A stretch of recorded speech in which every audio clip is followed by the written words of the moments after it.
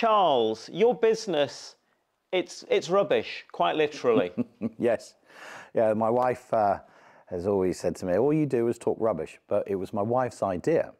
So I'd spent many, many years working in corporate companies, and I got bored of wearing a suit.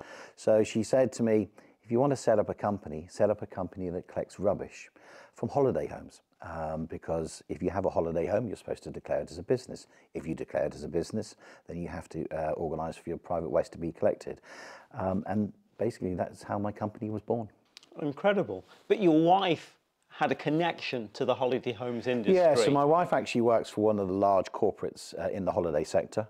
And she's had many years' experience within the holiday industry. So it was her idea. But once that light bulb moment had gone off, and sort of took the business principles that I'd learned in my previous careers to start the company and try and make it work. So how did you get your start in life in business? My first ever job was working at McDonald's, flipping burgers and cleaning the loos and serving people and everything else that you do at McDonald's. And I thoroughly enjoyed that, and I learned a lot. I learned about discipline, I learned about timekeeping, and those two very much formed my career, that, you know, having a disciplined approach, making sure you turn up on time. If you have the right foundations, of which discipline and timekeeping is two of them, then you can build your business on a solid foundation. So get the foundations right, move forward from there.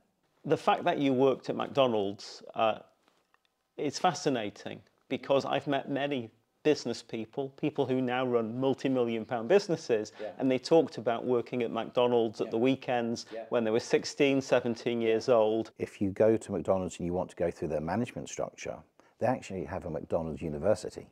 So they are training the business leaders of the future of how they want you to do it. And the process works.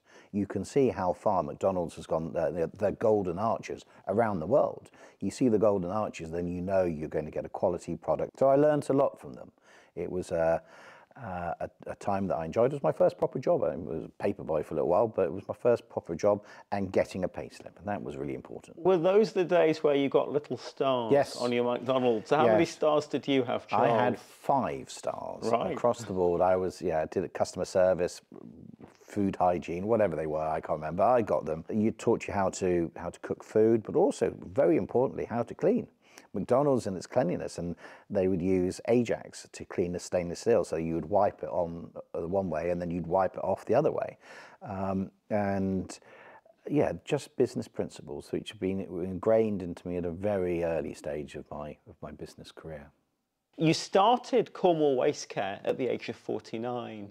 Now, not everyone in life has got so much get up and go. For some people, by the age of 49, you know what I mean? They just don't want to take on a big project. They haven't got the energy to start something new. So what do you think about that? Do you know what, Alex? Age is just a number. You know, if you say you're 49, then, you know, I've got 20 years life for me before you retire.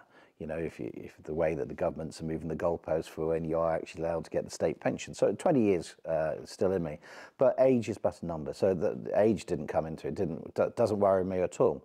And you know, the employment of people that I have a vast range of people. The youngest I have is 25, the eldest person I have who works for me is 61. Age is but a number, it's not a barrier in any way, shape or form. You took a huge leap in a way, because you were working in the corporate land of fax machines and mainframe computers. Yes. And to leap from that into the world of waste and bin collection is a huge one. How did you get started? So you talked about the seed of the idea. How did you go from the seed of an idea to actually building the business from scratch? You know what, I think it's probably worth just understanding how my philosophy of life, because after I left McDonald's, I had various different sales jobs, and I learned how to be a salesman, how to close, how to do an assumptive close or an alternative close. When I was in BT, I learned things like the blue sheets, or talking about SWOT analysis, strengths, weaknesses, opportunities, threats, learning about accounts, and all those things that you need to learn as or use as a business owner. You know, there are certain things that you want to do. You need to have a business plan. Even if it's on the back of a piece of paper, one sheet, you need to know who your market is, what's in it for them. So what's the hook for them? Why do they want to buy from you? So you want to be able to make sure that you can give a confident presentation to your clients, that you can provide them with a product or with an offering which is what they want, and then they'll continue to want again and again and again. That's basically the sort of ethos of the company. Provide a service, which in our case is collecting rubbish. We don't ask for any contracts to be signed, so it enables any prospective clients to dip their toes into the water, so to speak, Cornwall Waste Care, see the service that we offer. Once I've got that revenue stream, I'm not going to want to lose that revenue stream. So as a business owner, I'm going to do everything I can to make sure that you don't even think about wanting to go elsewhere. So it's about providing the best service. People buy from people they trust. And if you build up the service levels with the trust levels, then they'll be loyal. So the clients that I've got now, I have a very, very low churn rate. And the only reason customers normally leave me is because they've stopped renting their property out. I can count on one hand how many clients I've lost to the competition, and that's from 2,500. So in terms of the churn rate that I have, it's very low. So choosing holiday homes, it sounds like you found a niche market. You found a market that was underserved. Cornwall Council was the one that created the market. So in 2018, they're the ones who basically said, right, if you've got a holiday home, you have to declare it as a business. If you declare it as a business, you've got to pay business rates. If you pay business rates, you've got to organise for your private waste to be collected. So my wife had seen that change, and that's when they were having problems trying to get people to collect rubbish because the council wasn't doing it. So the council created the market for me, and we just got in right at the very early stage. There's one other company that got in before me of any size, and yet we are twice the size of them now. Your advice to our listeners would be not just to jump in and do it and start it, but to actually do some real due diligence and some research about the size of your market, what your customers really want, and how you're going to be different, how you're sort of going to differentiate yourself. Very much so. I think you need to understand what you want for your business. Do you want a recurring revenue? If you want a recurring revenue, where are your price points? How are you going to do it?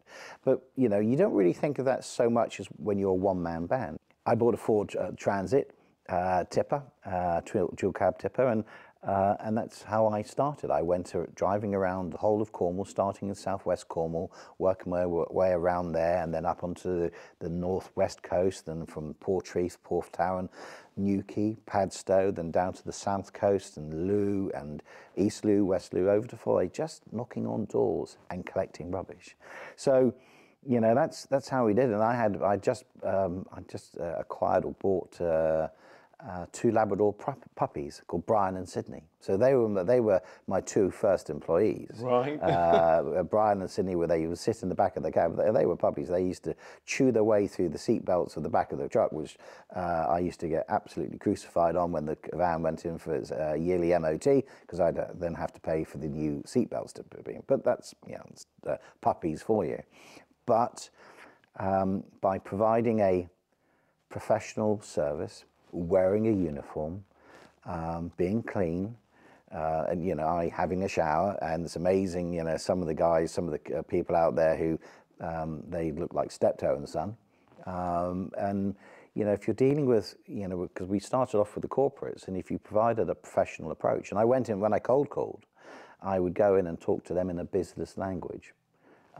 And they appreciated that, and they understood what we were trying to do, and they liked that. They liked the fact that they could get hold of us. They liked the fact that there was an email, there was a mobile number, there was a landline number, and they liked the way that we were just providing them with an approach which wasn't, oh, we'll sort it out, don't worry about that, everything will be cushy. No, you're doing a professional approach, and by demonstrating that you were professional, by showing all your credentials, so a waste carrier's license, showing the insurance, public insurance, employee liability insurance, even insurance for the trucks, and just showing them this is who we are fully insured. So it gives the customers a confidence of the product offering that we're doing.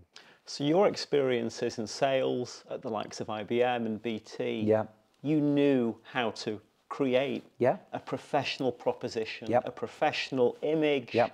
and that obviously made a huge difference to the way you grew and then scaled Cornwall Waste Care. Yeah, very much so. So, you know, when we started in, we formed in 2018 and started trading as soon as I got back from my honeymoon in April 2019, and that's where we started knocking on the doors.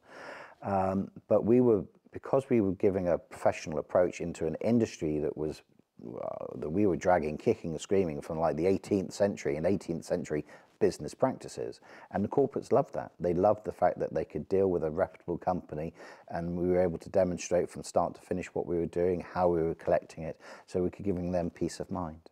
So by giving them a product that worked, a product offering, so a service that worked, that you knew it was going to be done, that the invoicing was accurate, and it wasn't, you know, give us a £10 note, we'll call it quits. You know, just doing a professional approach. And the corporates loved it. So that's how I started the business.